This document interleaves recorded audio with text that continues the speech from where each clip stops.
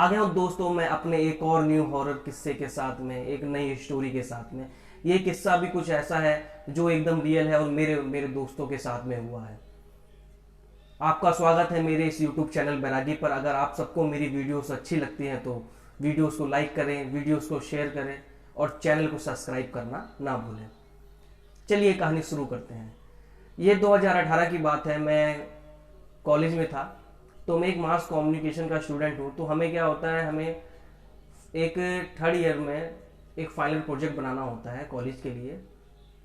वो प्रोजेक्ट हमारे एक सब्जेक्ट बेस पे किसी भी चीज़ पे हो सकता है।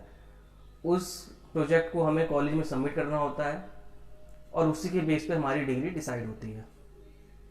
तो मैंने सोचा कि चलो एक होली के ऊपर डॉक्यूमेंट्री बनाते हैं, मथुरा की होली।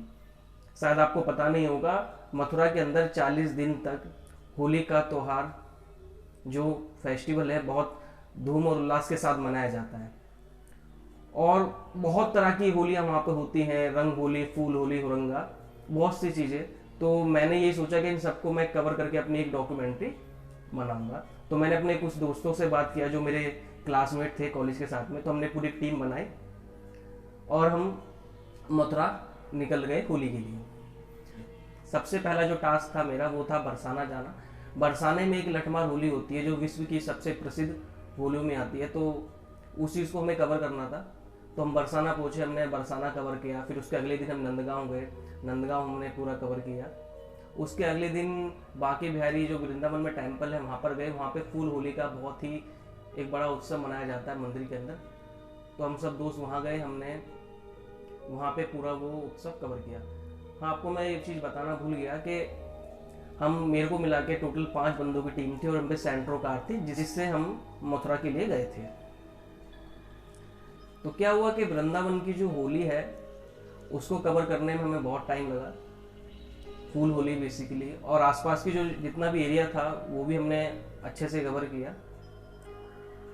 तो हमने डिसाइड किया कि आगे की जो होली के शूट है वो हम 2 दिन बाद करेंगे, क्योंकि ये 2 दिन का बीच में गैप आ गया था। इस दिन मथुरा में कोई होली थी नहीं सही से। तो हमने डिसाइड किया कि चलो इसी बहाने हम अपने अपने घर चलते हैं और 2 दिन बाद दोबारा मथुरा आ जाएंगे और बाकी का अपना जो शूट है रंग होली और हुरंगा, फालिन का पंडा, ये सब हम शूट करेंगे। तो सबने डिसाइड किया और हम शायद रात के 10-11 बजे कुछ होंगे, हम मथुरा से, वृंदावन से दिल्ली के लिए रवाना हो गए।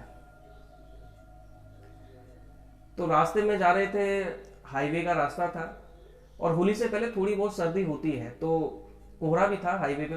तो रास्ते हाईवे था, हम आराम से उसमें चलते हुए जा रहे थे। अब हमने कुछ किलोमीटर पार किया होगा तो कोई गांव का रास्ता सा चालू हो गया था। तो हाईवे वो, लेकिन बिल्कुल सुनसान टाइप का था, ज़्यादा भीड़ नहीं थी उस रास्ते में। हम रास्ते में चल दिए। हम 2 बंदे कार के ड्राइविंग कर रहा था, एक बंदा एक उसके बगल में बैठा हुआ था, बाकी हम 3 पीछे वाली सीट पे कार के बैठे हुए थे। तो जो मेरे बीच में एक मेरा दोस्त बैठा हुआ था, क्या होता है एकदम वो डर जाता है और रोने लग जाता है। आंखों में से उसके आंसू गिर रहे थे बहुत ज्यादा और एकदम मतलब सहमा सा बिल्कुल। मैं उसको एक्सप्लेन नहीं कर पाऊंगा कि उसके इस टाइम पे जो स्थिति थी। और वो यही चिल्लाने लग गया बार बार, वहाँ पे कोई है, कोई मुझे बुला रहा है, कोई देखो वो मुझे कोई बाहर बुला रहा है। तो हमने उसको तरफ देखा, उसको समझाया कि क्या बात होगी। कह रहा है देखो देखो उधर बाहर कोई है, बाहर कोई है। तो हमने सब उसकी बात सुन के हमने बाहर देखा तो हमें तो वहाँ नजर नहीं आया। तो हमने दोस्त से पूछा फिर क्या बात होगी, कुछ भी नहीं है बाहर। तो कह रहा नहीं भाई कोई था, कोहरे के अंदर से एक आदमी की एक आकृति बनी, वो मुझे अपने इशारों से, हाथों से बुला रही थी कि अपनी तरफ बुला रही थी। तो हमने बोला क्या वहम वहम हो गया, तो ऐसा कुछ भी नहीं, बाहर बाहर तो सब कुछ नॉर्मल है। कह रहा मत करो विश्वास, लेकिन तो मैंने देखा जो था। अब वो कुछ नहीं बोले और वो बिल्कुल मतलब डरा डरा सा एकदम बैठा रहा एकदम। अब क्या था कि उसको देख के थोड़ा लग तो रहा था कि शायद इसके साथ कुछ तो हुआ होगा, क्योंकि आज से पहले ही हमारे साथ में कभी ऐसा नहीं करता, ना ऐसा कोई मजाक करता है। हम उस रास्ते पे चलते रहे। उससे हमने 1 या 2 किलोमीटर फिर पार किया होगा। फिर जो मेरा बीच वाला दोस्त था वो फिर एकदम चिल्लाने लग गया, भाई देखो वो फिर आ गया, भाई मुझे फिर बुला रहा है, वो अपनी तरफ इशारे कर रहा है बहुत। अब देखा तो हमने तो वहां पे फिर उस टाइम पे कोई नजर नहीं आया। तो हमें लगा मैं तेरा फिर कोई तुझे वहम हो रहा है, क्या बात है यार, तू क्यों परेशान हो रहा है। कह नहीं भाई कोई था। वो बहुत ज़्यादा डर गया था, सहम गया था, उसके आंखों में से आंसू गिर रहे थे बहुत ज़्यादा। अब बड़ा सा वो उसको देख के, और हम सबको भी टेंशन हो रही थी कि इसको क्या बात होगी क्या नहीं होगी। तो हमने उसको बड़ी मुश्किल से शांत किया और हम चुपचाप बैठे रहे। फिर हमारी जो गाड़ी थी वो उसी सफ़र पर चलती रही आगे। अब क्या होता है कि रास्ते में हमने कम से कम 3 से 4 उस हाईवे पे एक्सीडेंट देखे, और बहुत बुरे एक्सीडेंट थे। कहीं ट्रक डिवाइडर से लगा हुआ था, कहीं 2 कारें आपस में क्रैश थी, बहुत सा ऐसा था वहाँ पे माहौल। उन चीज़ों को देख के और भी हमारा दिमाग ख़राब हो गया कि एक तो जो दोस्त था वो ऐसी बातें कर रहा था, फिर रास्ते में ये एक्सीडेंट। तो हल्का सा हमें भी थोड़ा डाउट लगा कि शायद कुछ तो मामला है, लेकिन हमने तब भी इतना गौर नहीं किया। अपना जिसको भी मानते उसका नाम लेके अपना आगे चलते रहे उस रास्ते में। अब क्या होता है कि जो मेरा बीच का दोस्त था, तीसरे नंबर पर जो बैठा हुआ था, वो फिर एकदम चिल्लाया कि भाई देखो हमारी गाड़ी के सामने कुछ आ गया, कुछ आ गया, कुछ आ गया। तो एग्जैक्टली अब इस बार हमें वो चीज़ नजर आई जो हमारी गाड़ी के एकदम सामने थी। बिल्कुल सफ़ेद कपड़ों में कोई था, ना तो वो इंसान ही लग रहा था, ना वो कोई जानवर ही था। हाथ उसके घुटने से नीचे जा रहे थे और सफ़ेद, बिल्कुल सफ़ेद कपड़ों में था। और उसकी ना बस हमें आंखें नजर आ रही थी जो बिल्कुल बिल्ली की तरह एकदम चमकीली चमकी से अंगारे हो आंखों के अंदर, वो सिर्फ हमें आंखें उसकी नजर आ रही थी। और चेहरे पे एक कालापन था, तो चेहरा इतना क्लियरिटी नहीं था, लेकिन वो जो आंखें थी वो बिल्कुल हमें क्लियरिटी नजर आ रही थी। और जो उसका जो शरीर का बनावट थी वो हमें नजर आ रही थी। तो ना वो इंसान लग रहा था, ना वो कोई जानवर था। हाइट भी अच्छी खासी थी उसकी, सब कुछ था। अब जब हमने देखा तो हमें विश्वास हुआ कि ये तो बिल्कुल वो है। अब जो दोस्त ड्राइविंग कर रहा था वो कह रहा भाई क्या करूँ, मैं क्या करूँ।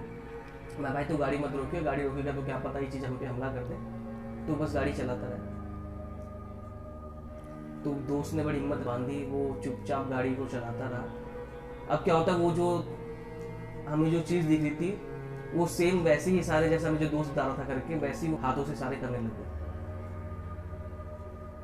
तो उस चीज़ से हमें डर लगता, लेकिन बस जिसको भी मानते थे उसका नाम लेके हमने बस वो गाड़ी वहाँ से निकाल दी। में जो होगा देखा जाएगा। तो किस्मत से जैसी गाड़ी उसके पास पहुंची तो एकदम वो चीज़ अदृश्य हो गई, एकदम गायब हो गई। हमारी गाड़ी उसके एकदम पार हो गई। तब मुझे विश्वास हुआ कि यार यहाँ तो कुछ ना कुछ गड़बड़ है, और बहुत ही ज़्यादा, जितना हम सोच रहे थे उससे कुछ ज़्यादा ही है। और जो मेरा दोस्त था जिसने सबसे पहले उस चीज़ को देखा था, उसकी हालत और भी ज़्यादा बिगड़ती जा रही थी। तो लास्ट मैंने फिर अपने पापा को कॉल किया, उनको मैंने सारा जो किस्सा हमारे साथ में हुआ मैंने उनको सब कुछ बताया। तो उन्होंने, एक मौलवी थे हमारे जान पहचान के, तो उन्होंने उसका नंबर दिया कि आप एक बार उनसे बात करिए, अगर कुछ वैसा होगा तो वो इन चीज़ों में जानते हैं, वो आपकी दिक्कतें दूर कर देंगे। तो नंबर मिला, नंबर से मैंने मौलवी साहब को जो फ़ोन किया उनको पूरा किस्सा बताया। तो उन्होंने बोला कि एक काम करो, मेरा जो तुम्हारा फ़ोन है वो अपने दोस्त के कान पर रख दो। वो कान पर रख दिया, तो उन्होंने कुछ आयतें वगैरह उन्होंने पढ़ी। उसके बाद वो दोस्त थोड़ा शांत हुआ। अब मौलवी साहब ने बताया कि क्या है कि होली का टाइम है तो ये चीज़ों की पावर थोड़ी बढ़ जाती है। जो तुम्हारा दोस्त है इसने वहीं पर जहाँ भी तुम गए थे वहाँ पे कहीं कुछ गलत जगह पे कोई पैर रख दिया होगा, इस चक्कर में वो चीज़ इसके पास आ गई और वो इसको अपने साथ ले जाना चाहती है। तो हमने मौलवी साहब से बोला कि मौलवी साहब इसका कुछ इलाज बताइए, अब कैसे करें। कि आप चिंता मत करिए, मैंने रोकथाम कर दी है, लेकिन आपको अभी खतरा है, तो बेकर आपको रास्ते में रुके हुए बिल्कुल चुपचाप आ जाना है, और जिसको भी आप मानते हैं उसका नाम लेते हुए आपको रास्ते पर आगे बढ़ना है। और उन्हें खासकर एक बात और बोली, आपका ड्राइवर दोस्त है, इसको भी डबल खतरा है, तो आप इसको भी थोड़ा बोलिए कि आराम से चलाए। बाकी जब कल आप दिल्ली आ जाएंगे तो दिल्ली आके एक बार आप सब मेरे से आगे मिलना, मैं आपको कुछ तावीज़ वगैरह दूंगा पढ़ के, वो सब आपने आप हाथों पे आप बांध देना, तो आप किसी चीज़ से कोई परेशान, आपको कोई चीज़ बुरी चीज़ आपको परेशान नहीं करेगी, और रोकथाम मैं कर देता हूँ यहाँ से। तो हमने बड़ी मुश्किल से नाम लेते हुए ऊपर वाले का वो रास्ता पूरा पार कर दिया। हम दिल्ली पहुँच गए, दोस्त ने सबको अपने अपने घर दिल्ली छोड़ दिया, वो भी अपने घर निकल गया। अब अगले दिन हम सबका प्लान था कि मैं आगे मौलवी साहब से जाके मिलना है। तो हम 4 दोस्त तो पहले पहुंच गए उनके पास में। वो यहाँ पे सोनिया विहार साइड दिल्ली में रहते हैं। तो जो दोस्त था जो गाड़ी चला रहा था, ड्राइवर जो था हमारी गाड़ी का, वो थोड़ा सा रोहिणी साइड में रहता, तो उसको वहाँ से आना था। तो जो हमने टाइम दिया था उससे उसका टाइम एक्स्ट्रा हो चुका था। हमें बड़ा अचंभा हुआ कि यार इतना टाइम कहाँ लग गया। हमने उसको फ़ोन किया 2-3 बार, वो लेकिन उसने फ़ोन नहीं उठाया। अब क्या होता है कि काफ़ी देर इंतजार करने के बाद में उसका उधर से बैक कॉल आता है और वो कुछ चीज़ हमें ऐसी बताता है कि जिससे हमारी हालत और भी वहाँ पे जाके ख़राब हो जाती है। वो बताता है इस बात को कि भाई जब मैं रास्ते में आ रहा था गाड़ी से, तो जैसी सेम चीज़ हमें उस दिन हाईवे पे दिखी थी, वही चीज़ बिल्कुल मुझे यहाँ पर दिखी अपनी गाड़ी के आगे, और वो बिल्कुल वैसे ही इशारा कर रही थी कि जब वो चीज़ मुझे दिखी तो एकदम क्या हुआ कि मेरी जो कार थी उसका स्टीयरिंग एकदम जाम हो गया और मेरे हाथ एकदम उसमें चिपक गए, फ्रीज हो गए बिल्कुल। और मैं चाह रहा था कि उस चीज़ से साइड से निकाल दूँ, उस चीज़ से लेफ्ट से निकाल दूँ, लेकिन वो बिल्कुल फ्रीज हो गए कि वो चीज़ मुझे अपनी तरफ ही खींच रही थी। तो मैंने क्या करा कि मैंने बहुत कोशिश करी, लेकिन मैं उसके बाद भी मेरी गाड़ी कंट्रोल से बाहर हो गई थी और मेरी गाड़ी एकदम उसी की तरफ खिंचाव चली जा रही थी। मैं गाड़ी रोक भी नहीं पा रहा था और जाते जाते एकदम क्या हुआ कि आगे ऑटो था, मेरी गाड़ी जो है उस ऑटो के साथ में जाके पीछे से लग गई और मेरी गाड़ी का भी एक्सीडेंट हो गया और ऑटो वाले का काफ़ी नुकसान हो गया। तो हमने पूछा भाई तू ठीक है? वैसे तो कह रहा वैसे तो ठीक हूँ, वैसे मुझे कोई दिक्कत नहीं। तो मैं ओला से आ रहा हूँ और एक दोस्त को साथ में लेके आ रहा हूँ क्योंकि मुझे बहुत ज़्यादा घबराहट हो रही है। तो हमने बोला कोई बात नहीं भाई, तो आराम से आ, हमें कोई जल्दी नहीं है। जब वहाँ पहुँचे हम सब एक जगह इकट्ठे हुए, वहाँ से हम उन जो मौलवी जी के उनके पास में हम गए। तो बड़ा चंबा था कि मौलवी जी के पास पहुँचे, मौलवी जी ने एकदम बिगर बोले ही हमारे खुद ही इस बात को बोल दिया मेरे दोस्त से जिसका एक्सीडेंट हुआ था आज ही, कि बच गया तू आज तो। अब हमें बड़ा चंबा लगा कि हमने मौलवी जी को तो बताया नहीं इस बारे में, लेकिन उनको कहाँ से पता चला। लेकिन कुछ शक्तियाँ थी उनके पास में जिससे उनको इस बारे में पता लग गया। तो उन्होंने बताया कि मैंने कल ही बोला था इस बात को कि तुम्हारा जो ड्राइवर दोस्त जो गाड़ी चला रहा है इस पर भी ये चीज़ हैवी हो चुकी है और इसको कोई ना कोई ये नुकसान पहुँचाएगी। तो उसने वही कोशिश यहाँ पर करी, लेकिन मैंने कुछ रोकथाम की हुई थी और इधर से मैंने मंत्र वगैरह इस पर कर रखे थे, तो इस चक्कर में इसको कुछ हानि नहीं हुई, वरना इसकी उस एक्सीडेंट में मौत भी हो सकती थी। जब ये सुना हमने तो हमारी सबकी हालत ख़राब हो गई, मैं ये क्या था। लेकिन खैर उन्होंने बोला कि जो भी कुछ बला थी वो आपके साथ टल गई। अब उन्होंने फिर हमें कुछ लॉकेट वगैरह पढ़ के दिया, हमने अपने गले में और हाथों पे बांधे और उन्होंने बोला कि अब बेफिक्र रहिए, अब कहीं भी आप जाइए, आपको कभी कोई दिक्कत नहीं होगी। हम फिर वहाँ से निकल के अपने घर गए। उसके 1 या 2 दिन बाद जो भी हमारा प्लान बना मथुरा द्वारा जाने का, हम सब द्वारा मथुरा के लिए गए और पूरी डॉक्यूमेंट्री शूट करके आए।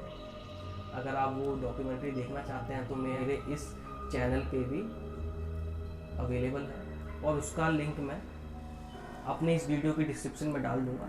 आप वहाँ से उसको देख सकते हैं। बहुत ही अच्छी डॉक्यूमेंट्री है, बहुत कुछ आपको उसमें जानने को और बहुत कुछ सीखने को मिलेगा। उम्मीद करता हूँ आप सबको मेरी ये स्टोरी अच्छी लगी।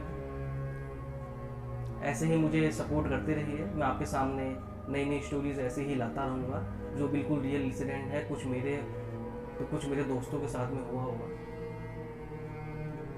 अब कितनी डरावनी है कितनी नहीं है तो आप मुझे बता पाएंगे। तो जैसा भी आपको लगे कमेंट सेक्शन में ज़रूर बताना। आप सबका धन्यवाद। Thank you.